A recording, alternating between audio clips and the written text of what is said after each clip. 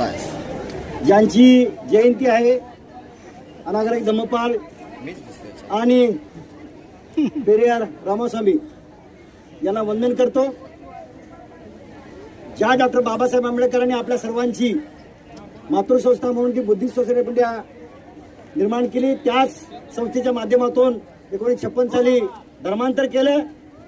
त्या संस्थेचे द्वितीय अध्यक्ष बाबासाहेब आंबेडकरांचे सूर्यपुत्र आणि भारतीय बौद्ध महासभेचे दुसरे अध्यक्ष आदरणीय बाळासाहेब आंबेडकर यांचा स्मृतिदिन आहे, त्यांनाही वंदन। आणि या ठिकाणी उपस्थित सगळा भिक्षू संघ, आदरणीय भीमराव साहेब, आदरणीय अंगरज साहेब, आदरणीय डॉक्टर हरीश रावला साहेब आणि सर्व केंद्र, महाराष्ट्र, मुंबई आणि मुंबईच्या आजूबाजूला असलेले पालघर, ठाणा, नवी मुंबई, रायगड आणि समता दलाचे सर्व सैनिक अधिकारी यांना क्रांतिकारी जय भीम, जय भीम, जय भीम, जय भीम। लाईटने सुद्धा व्यत्यय आणलाय आपल्याला। केंद्रात बसलेलं सरकार 2014 पासून केंद्रात बसले। ज्या सरकारनं बाबासाहेब आंबेडकरांच्या संविधानाला गोधडी म्हणलं, बाबासाहेब आंबेडकरांचं जे संविधान लिहिले ते संविधान एका अस्पृश्याने लिहिले, आम्ही त्याला मान्य करणार नाही, मानणार नाही। तिरंगा आहे, 3 कलरचा ध्वज आहे, आमच्यामध्ये अशुभ आहे अशी म्हणणारी मंडळी केंद्र, राज्य आणि वेगवेगळ्या स्थानिक स्वराज्य संस्थांमध्ये सत्तेवर बसलेली आहेत। त्यांना संविधान संपवायचं आहे। संविधानाच्या माध्यमातून तुम्हाला आम्हाला ज्या डॉक्टर बाबासाहेब आंबेडकरांनी संविधानकर्त्यांनी आम्हाला जे स्वाभिमानाचा जिना दिलाय, आम्हाला सन्मानाचा जिना दिलाय, समानतेमध्ये टाकलंय, ते मात्र हिरावून घेण्याचं काम वेगवेगळ्या पातळीवर सध्या सुरू आहे। त्यातलं मूर्तिमंत उदाहरण शैक्षणिक गेलेलं आहे, नोकऱ्यांचं गेलेलं आहे, परंतु सर्वात महत्वाची गोष्ट की महाबोधी महाविहार ज्या अनागरिक धम्मपालनी 134 वर्षापूर्वी 1891 साली आंदोलन पुकारलं होतं, त्यांना पण काय या सरकारनं, त्या तत्कालीन सरकारनं भीक घातली नाही। आता परत बघता हा बीटी ऍक्ट म्हणजे बोधगया टेम्पल ऍक्ट हा 1949 सालचा आहे, संविधान निर्माण करण्याच्या पूर्वीचा आहे। आमचं असं म्हणणं आहे की हे जे संविधान पूर्वीचा जो कायदा आहे तो ताबडतोब रद्द झाला पाहिजे। का? या संविधान पूर्वीचा जो कायदा आहे या कायद्यामध्ये 9 लोकांची मेंबरशिप आहे। 9 लोकांमध्ये 5 हे इतर संवर्गातले, इतर जाती धर्मातले आहेत आणि 4 लोक फक्त बौद्ध धर्मातले आहेत। तेव्हा मेजॉरिटी कुणाची झाली?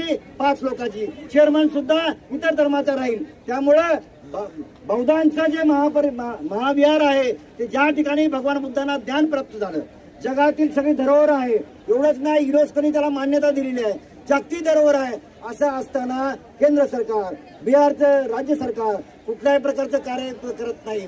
डॉक्टर बाबासाहेब आंबेडकरचे नाव डॉक्टर भीमराव आंबेडकर साहेब यांच्या नेतृत्वाखाली मागच्या वर्षी 17 सप्टेंबरला पटनामध्ये सुरू झालं आंदोलन। आमचे हरीश रावल्या सर त्या ठिकाणी उपस्थित होते आणि त्याच्यानंतर महाबोधी महाविहाराच्या प्रांगणामध्ये आपल्याला परत फेब्रुवारीमध्ये आंदोलन सुरू केलं। 12 मेला पहिला टप्पा संपला, परंतु या सरकारनं काय केलं? आमच्यामध्ये भांडणं लावली आणि हा आंदोलन चिरून टाकलं।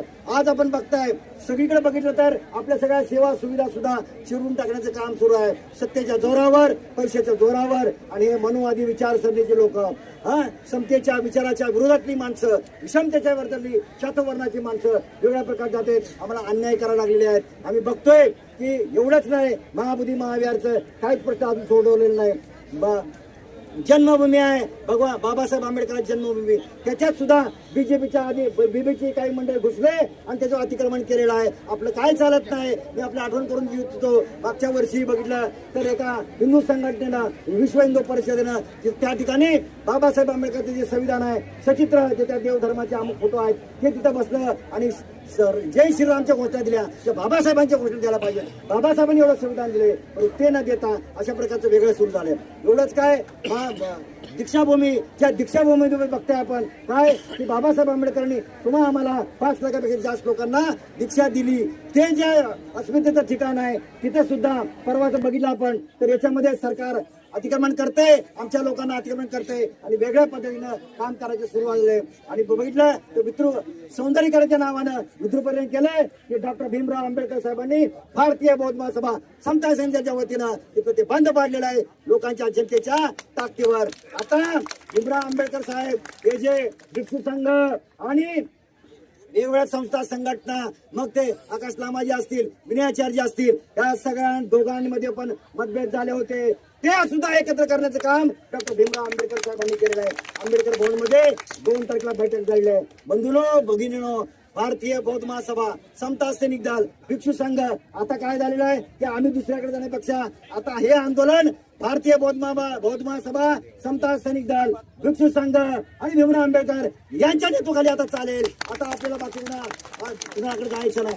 दुसरी गोष्ट, याच आंदोलनासाठी आदरणीय बाळासाहेब आंबेडकर यांनी पटनामध्ये महाबोधी महाविहारामध्ये डॉक्टर भीमराव आंबेडकर साहेबांनी प्रत्यक्षात तिथं वेगळ्या प्रकारची व्यवस्था केली.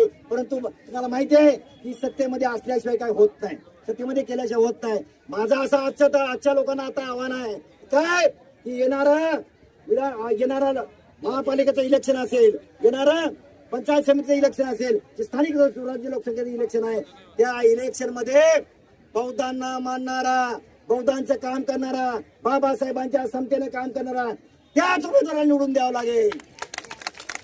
आणि हे काम केवळ वंचित बहुजन आघाडीचे नेते डॉक्टर बाबासाहेब आंबेडकरांचे नातू ऍडव्होकेट बाळासाहेब आंबेडकर हे सगळे करत आहेत. आणि त्यामुळं भारतीय बौद्ध महासभा, बाबासाहेबांचा परिवार, आता डॉक्टर भीमराव आंबेडकर साहेब, आमचे आमदार साहेब काय बोलतो, पण आमदार साहेब आपण सुद्धा राजकीय दृष्ट्या सुरू झाले. परंतु एक गोष्ट चाललंय की आता आपल्याला स्वस्थ बसून चालणार नाही. विषमतेच्या विरोधातला जो माणूस असेल, विषमतेच्या विरुद्ध माणूस, त्याला आपल्याला एकत्र करावं. समतेचा समर्थक यांना आपल्याला विचार करावा लागेल की आपल्याला बाबासाहेब आंबेडकर, भगवान बुद्ध यांच्या विचाराचा मान घ्यावा लागेल. मनोवादी विचारसरणीचा मान बसणार नाही, याच्यासाठी आपल्याला काम करावं लागेल. आज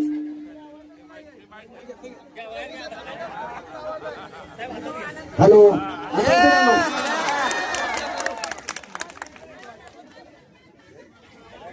बाबासाहेब आंबेडकरांची औलाद आहोत आपण.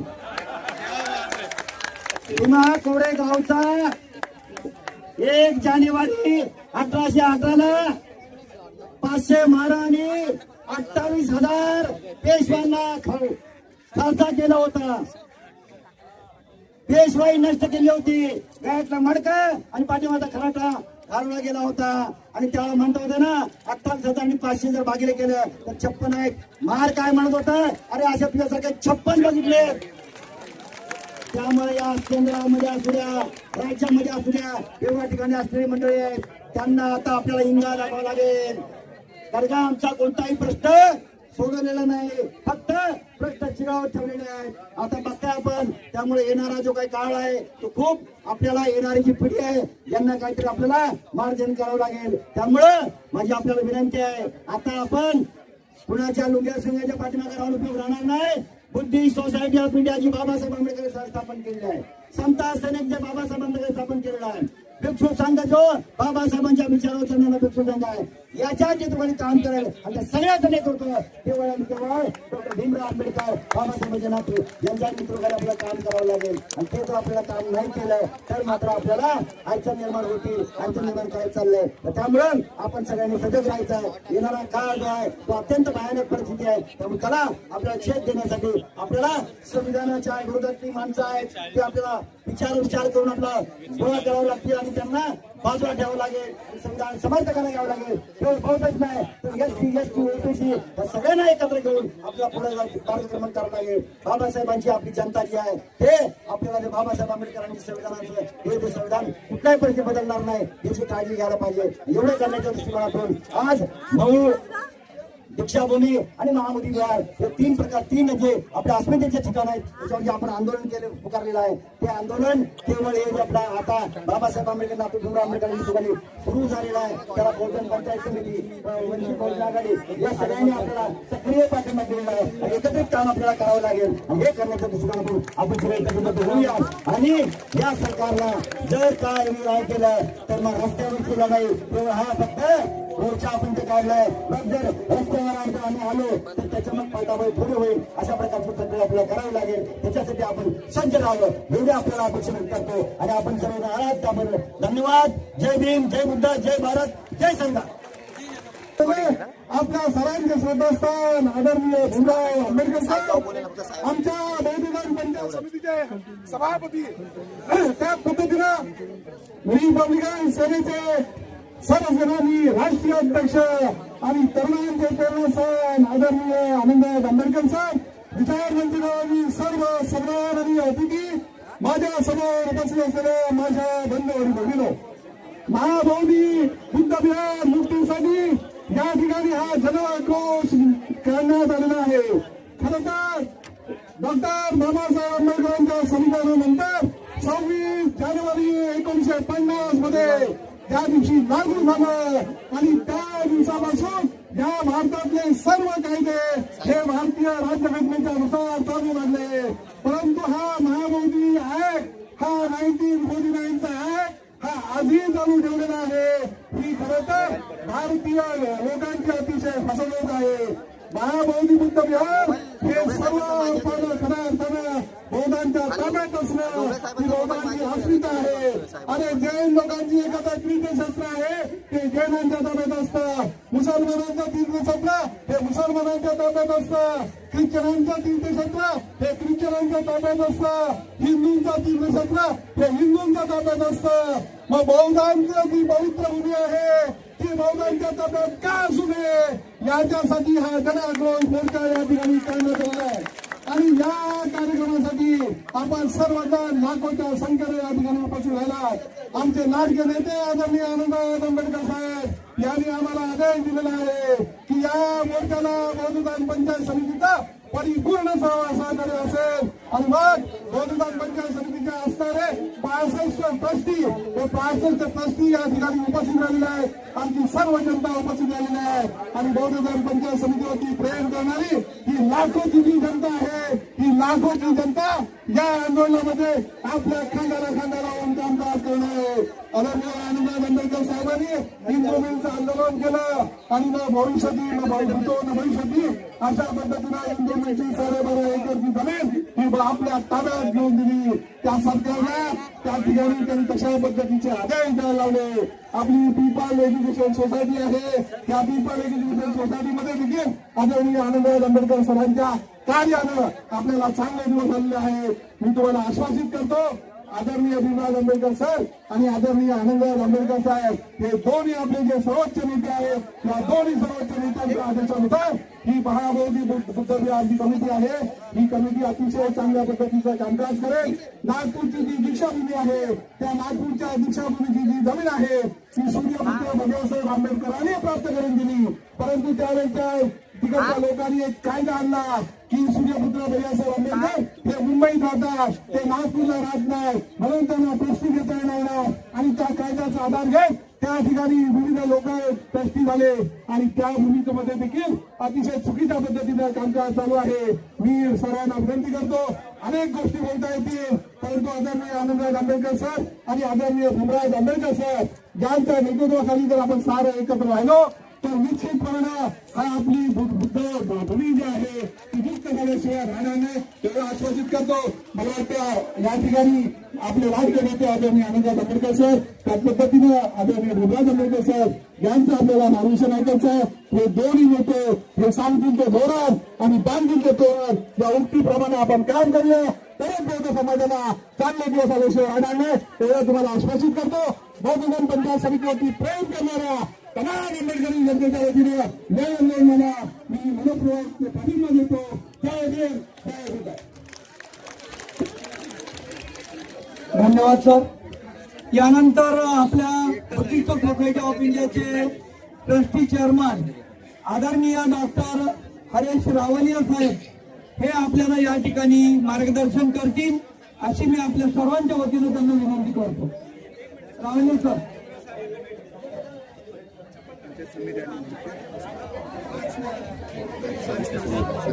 नमो बुद्धाय. जय भीम, जय भीम. आवाज आनी चाहिए जोर से. मैं तो सबको बोला कि माइक नहीं होगा तो भी चलेगा, वो समय में मेरा लेना चाहिए था, लेकिन माइक आ गया। सबसे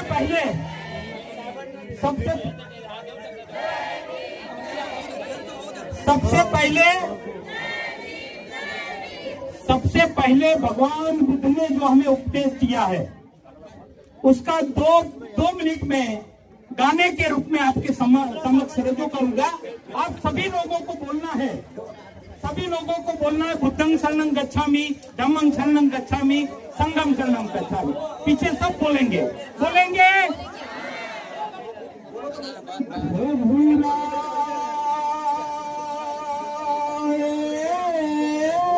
जब मन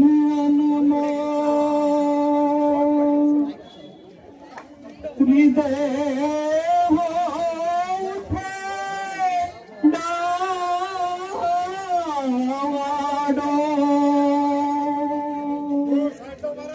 घबराए जब मन और हृदय हो डावाडो, तब मानो तू मुख से बोल, बुद्धं शरणं गच्छामि, धम्मं शरणं गच्छामि, संघं शरणं गच्छामि। जब दुनिया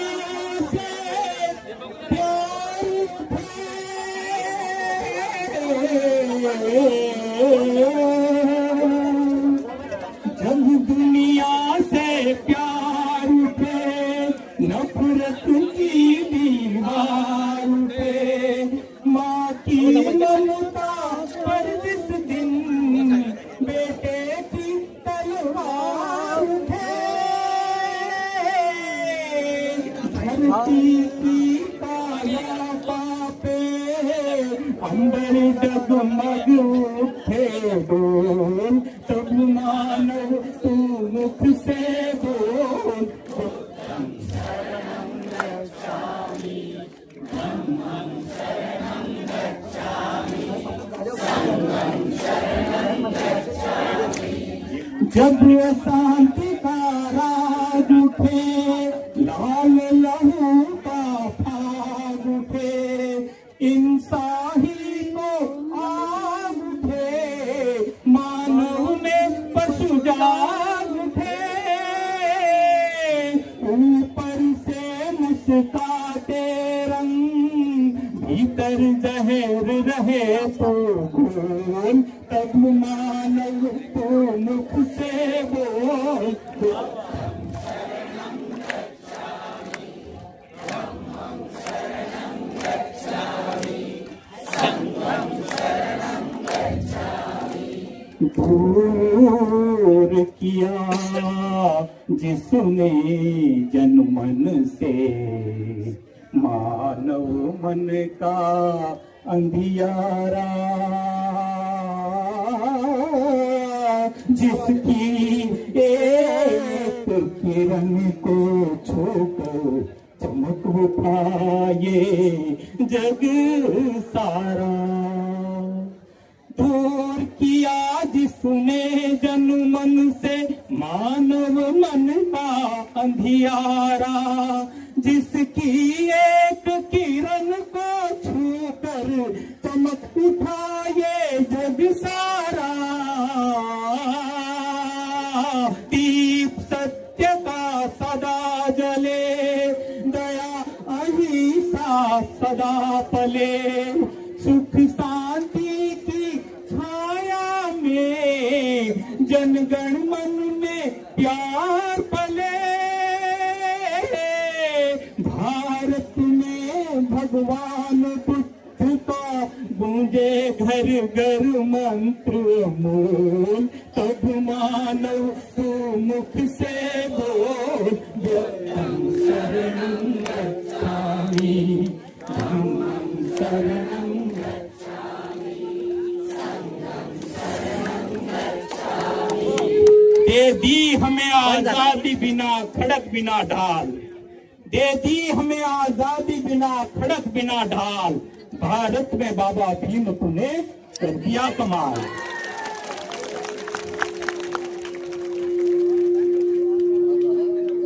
देश में महाबोधि सोसाइटी ऑफ इंडिया की शुरुआत आज से 150 साल पहले होगी। बाबा साहब का नागपुर का जो अधिवेशन था, जो धर्मांतर का जो दीक्षा भूमि में कार्यक्रम हुआ था, उसमें भी महाबोधि सोसाइटी ने 5 बंदे अपने तरफ से वहां से भेजे थे। 5 बंदे भेजे थे वहां से महाबोधि सोसाइटी का। महाबोधि सोसाइटी में डॉक्टर बाबा साहब आम्बेडकर हमेशा लेख लिखते थे। महाबोधि सोसाइटी में बाबा साहब हमेशा लेख लिखते थे। एक में संस्था थी महाबोधि सोसाइटी, और उनका स्थापक जो था वो अनागरिक धम्मपाल, वो क्रिश्चियन था। डेविड उसका नाम था, श्रीलंका से था। उसकी माँ जो थी वो बुद्धिस्ट थी, मल्लिका उसका नाम था, मल्लिका। और उसके पिताजी का नाम जो क्रिश्चियन नाम था, और इनका नाम भी डेविड था। 29 इयर्स में वो बुद्ध गया में आए, और बुद्ध गया में आने के बाद में 133 साल पहले उन्होंने आंदोलन शुरू किया। लेकिन उस समय हमारे ये जगह पे बुद्धिस्ट लोग नहीं थे। बाबा साहब ने 1956 में हमको बौद्ध बनाया, और उसके बाद में लाखों की संख्या में इस धरती पर बौद्ध बने। उसके पहले कोई बौद्ध नहीं था यहाँ। कौन बौद्ध थे? लामा लोग। लामा लोग बाबा साहब की बात मानते हैं? लामा लोग 22 प्रतिज्ञा को मानते हैं? नहीं मानते। बरुआ लोग, जो पश्चिम बंगाल में जो लोग हैं वो बरुआ लोग हैं, वो बाबा साहब की मानते हैं? नहीं मानते। 22 प्रतिज्ञा मानते हैं? नहीं मानते। 22 प्रतिज्ञा बाबा साहब ने जो दी वो कौन लोग मानते हैं? वो अम्बेडकराइट लोग मानते हैं। लेकिन महाबोधि सोसाइटी जो है उसमें मैं मेंबर नहीं, मैं वाइस प्रेसिडेंट हूँ। लेकिन जब मुझे पता चला कि महाबोधि सोसाइटी जो है बौद्धों की होते हुए भी ये लोग बुद्ध का जो ये आंदोलन है, महाबोधि का जो आंदोलन है, उसको सपोर्ट नहीं कर रहे, मैंने अपना रिजाइनेशन दे दिया। मैं महाबोधि से फारगत हो गया। मैं बोला ऐसे लोग नहीं चाहिए जो सरकार के तलवे चाटते हो। वो सरकार के तलवे चाटने वाले लोगों के साथ में मैं रहना नहीं चाहिए। हमारा जो आंदोलन है वो बुद्ध गया का जो आंदोलन है, हमारा व्याजबी आंदोलन है। अरे आप सोचिए, आपके घर में कोई घुस जाता है, आपके घर में कोई घुस जाता है और आपका घर के ऊपर कब्जा कर लेता है, आप उसको क्या सजा देंगे? आप उसको मार के भगाएंगे कि नहीं? तो ये लोगों को, पंडा लोगों को मार के भगाना चाहिए कि नहीं? ये 1949 का जो कायदा बना, तो 1949 का कायदा हमारे बाप ने जो कायदा बनाया, उसके बाद बाबा साहब ने तो लिखा है इसके बाद में सब कायदा फेल हो जाएगा। तो फिर 1949 का कायदा अभी तक तुम क्यों चला रहे हो? मैं आपको अंदर की बात बताना चाहता हूँ, मैं आपको अंदर की बात बताना चाहता हूँ। ये जो महाबोधि के ऊपर कब्जा किया है वो due to Mahabodhi society of India. Mahabodhi बंदे सुरसतई ने कार्य किया, बंदे सुरसतई ने आंदोलन किया, उसको भी वो लोगों ने मदद नहीं किया, क्योंकि ये लोग जो है बरवा लोग आते हैं वहाँ, वो बरवा लोग पिंड दान करते हैं, है बुद्धिस्ट, लेकिन वो माता जी को भी मानते, राम को मानते, भगवान को मानते, गणपति को मानते, मालूम नहीं क्या क्या मानते। लेकिन ये लोग जो है उन्होंने उसके ऊपर कब्जा जमा के रखा है। ये बरवा लोग जो है, लामा लोग है, ये लोगों के कारण अभी तक हमारा ये महाबोधि विहार जो है वो मुक्त नहीं हो रहा है। जब तक वहां से वो पंडित लोगों को नहीं निकालेंगे, जब तक हमारा वहां कब्जा नहीं होगा, तब तक ये आंदोलन चलता है। और ये जब भी पहला पटना की पहली मीटिंग में मैं गया था और वहां मैंने भाषण किया था कि जब तक यहाँ से वो पंडा को हटाने का होगा तो एक ही फैमिली काम आ सकता है, एक ही खून काम आ सकता है, और वो खून है डॉक्टर बाबा साहब आम्बेडकर। मैंने आकाश लामा को भी बता दिया, आकाश लामा को भी बता दिया। मैं बोला ये आंदोलन को यदि आपको सक्सेस करना है, आंदोलन को सक्सेस करना है, तो हमारे बाबा साहब को फैमिली को बीच में घसीटना पड़ेगा, लाना ही पड़ेगा। भीमराव अंबेडकर, आनंद राज अंबेडकर, प्रकाश अंबेडकर सिवाय ये आंदोलन कभी सक्सेस होने वाला नहीं है। और मैं आपको ये भी बता दूं, ये आंदोलन तब तक सक्सेस नहीं होगा जब तक ये मनुवादी सरकार है इस देश में, तब तक आपका आंदोलन सक्सेस नहीं होगा। ये मैं अंदर की बात बता रहा हूं, क्योंकि ये जो मनुवादी लोग हैं वो जो है वो हिंदू करके इसके ऊपर कब्जा करके रखे, और ये यदि वो कब्जा छोड़ देते हैं, यदि हमको दे देते हैं वो कब्जा, तो उसका हिंदू मत के ऊपर असर पड़ेगा, और वो हिंदू मत के ऊपर असर नहीं होना चाहिए करके ये लोग कुछ बोलते नहीं, उनको मालूम है ये लोगों की जायज ये है, और बाकी तो देश भी नहीं बोलते, क्योंकि बाकी देशों में भी जो है वो बाबा साहब की 22 प्रतिज्ञा नहीं चलती। तो ये हिसाब से आप देखेंगे ये आंदोलन है, ये ऐसा करना पड़ेगा, हमको मरना पड़ेगा, और सबसे पहले भीमराव साहब, मैं वहां आत्मविलोपन करने के लिए तैयार हूं, मेरे साथ में जो भी लोग आते हैं मैं वहाँ वो अपना वहाँ जाने को तैयार हूं। और मेरे साथ में ये सब लोग हैं, ये लाखों लोग जो है वो भी मेरे साथ में आएंगे। मैं देखता हूँ कैसे हमारे जमीन के ऊपर कब्जा करेंगे। तो बहुत कुछ बातें हैं, हाँ, क्योंकि बहुत धूप है। मेरा अभी 2 दिन पहले मेरा आंख का ऑपरेशन हो गया, तो मैं ये बड़ी धूप जो है ना वो सहन नहीं हो रही है, लेकिन फिर भी मैं बैठा हूँ। और अभी भीमराव साहब, आनंद राज साहब, ये बोलने का बाकी है, वो आपको मार्गदर्शन करेंगे, लेकिन ये आंदोलन को जो करना पड़ेगा, तो ये आपको ये लीड लेना पड़ेगा। आप तीनों भाई लेके लीड लाना। आज 2 भाई यहाँ बीच में बैठे हैं, हम चाहते प्रकाश जी भी बीच में आके बैठे, ये तीनों भाई एक हो जाए। दुनिया का कोई ताकत नहीं है आपको एमएलए, एमपी या दूसरा कुछ बनाने के लिए। हम आपके पीछे हैं, हम अम्बेडकर पीपल जो है, हम आपके पीछे हैं। आप एक हो जाइए उसके पहले, और हम आंदोलन कीजिए, आंदोलन में हम आपके साथ में रहेंगे। नमो बुद्धाय, जय भीम। खूप धन्यवाद सर। त्यानंतर आंबेडकरांनी लेखी पाठिंबा वंचित बहुजन आघाडीच्या लेटर पॅड वरती दिलेला आहे। आपण जोरदार टाळ्या वाजवून स्वागत करायचं, आणि याच्यानंतर ते वाचून दाखवलं जाईल पाठिंब्याचं पत्र। तत्पूर्वी